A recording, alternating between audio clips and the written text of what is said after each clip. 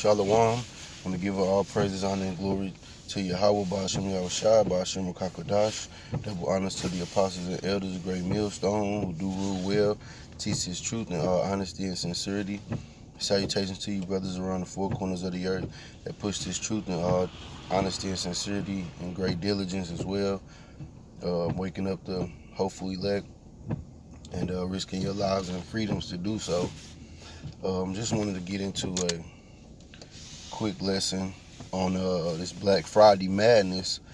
A lot of people don't know the origin here in 2019 of where Black Friday comes from. But jump right into it. It comes from back in early so-called American history. The selling of slaves, the bondmen and bondwomen,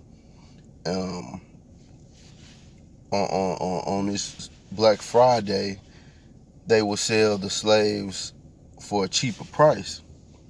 And so today's time, they have made that into a celebration and of getting things for the cheap price. But Israel don't understand that was a tradition started based off you being sold for cheap on Black Friday. And today you have a lot of dignity, folly set in great dignity on Black Friday. A lot of folks fighting and people die and get killed and just, brawling over cheap items, making a fool out of themselves. But I'm going to jump into the book of Joel, the 3rd chapter. And we'll see just exactly what it is that you people out here going crazy over. You Israelites should not be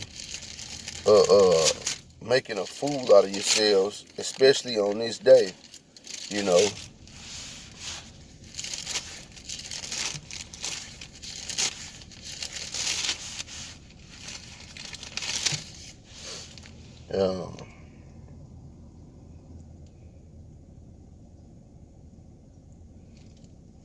going to start this is the book of Joel. I'm going to just start at the top and run it on down.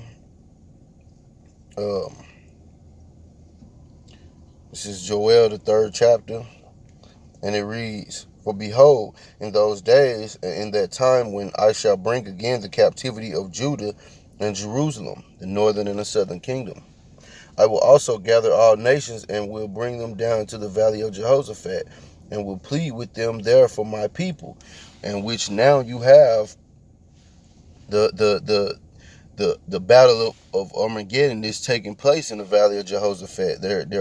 All these nations are getting ready for World War III, and that's where they're meeting in over there in the Middle East, and that's the Lord doing that.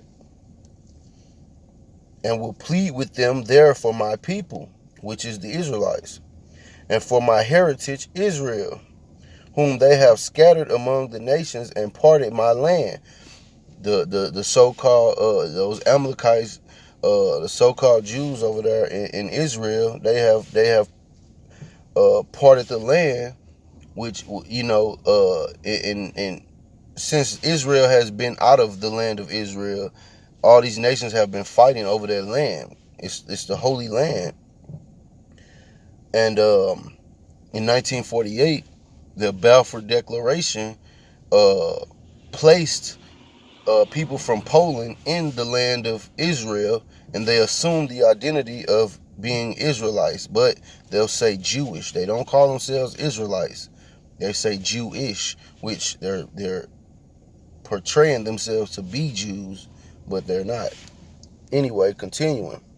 Verse 3, "And they have cast lots for my people, and have given a boy for a harlot, and sold a girl for wine, that they might drink.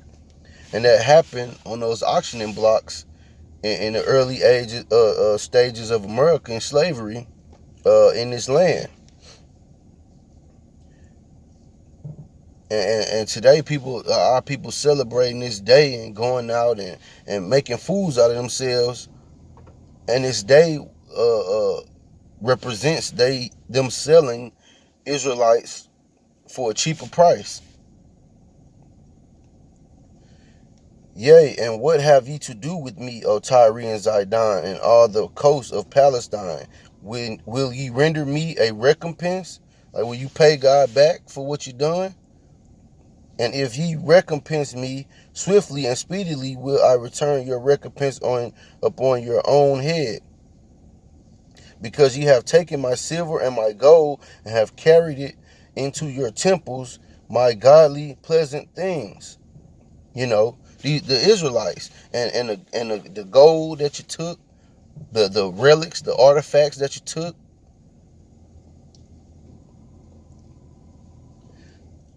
Verse 6, the children of also of Judah and the children of Jerusalem have ye sold unto the Grecians, that ye might remove them far from their borders. Behold, I will raise them out of the place whither ye have sold them, and will return your recompense on your own head. So what you did to the Israelites is going to happen to you, all the rest of you nations, starting with the sleazy E's and Amalek.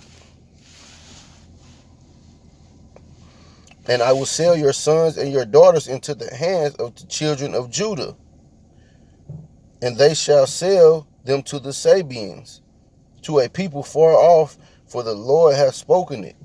So the very same so-called Negroes that you had in captivity and you were selling on auction blocks are going to do the same thing to you.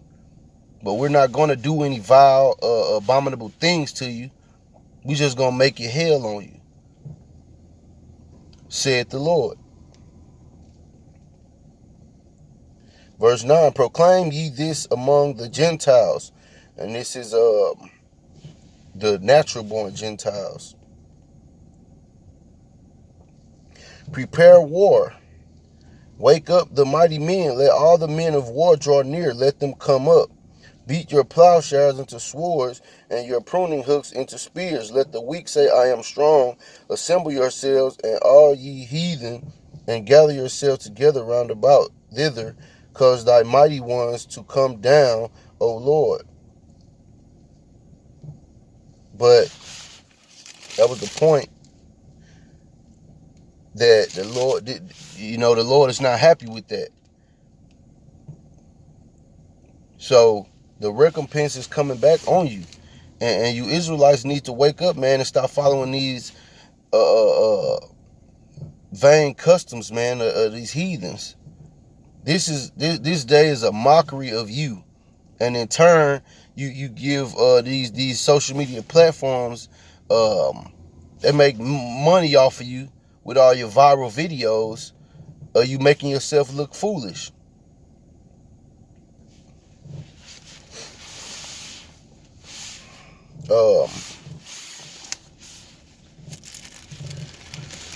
Jump to a couple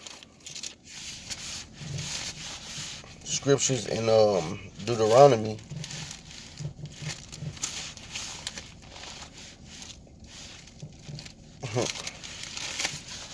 Because these people are our enemies, period.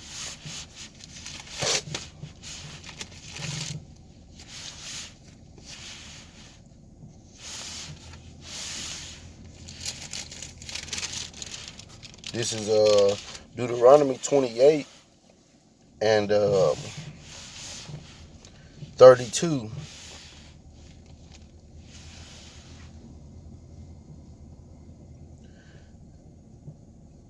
And it reads, thy sons and thy daughters shall be given unto another people, and thine eyes shall look and fail with longing for them all the day long, and there shall be no might in thy hand.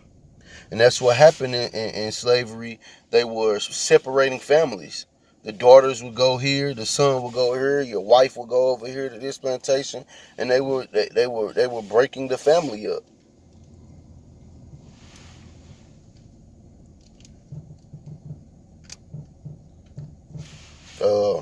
Jumping down to verse 41, thou shalt beget sons and daughters, but thou shalt not enjoy them, for they shall go into captivity.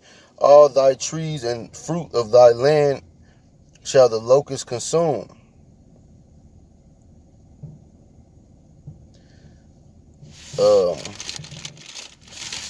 I'm gonna skip to verse 68.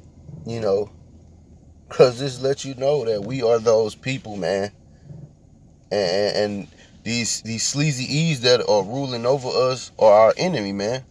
No matter how crouching he come and how smooth talking he come, man, he's your enemy, man. He's always seeking a way how to make you go off and devour you. But this is verse 68. And the Lord shall bring thee into Egypt again with ships, by the way whereof I spake unto thee. Thou shalt see it no more again, and there ye shall be sold unto your enemies for bondmen and bondwomen, and no man shall buy you. And that word buy means to redeem in this sense. No man shall redeem you. That's Yahweh Shah's job. So we need to get it in our head that these people are our enemies. Thus saith the Lord. Our people always trying to make a way for them to be all right. Oh, they're okay. Or not these guys. And man, if they descend from the man in the scriptures known as Edom, they not all right. They are enemy. In fact, all the rest of these nations are our enemies. But with that, I hope this was an edifying lesson. Say shalom and the Bible ball.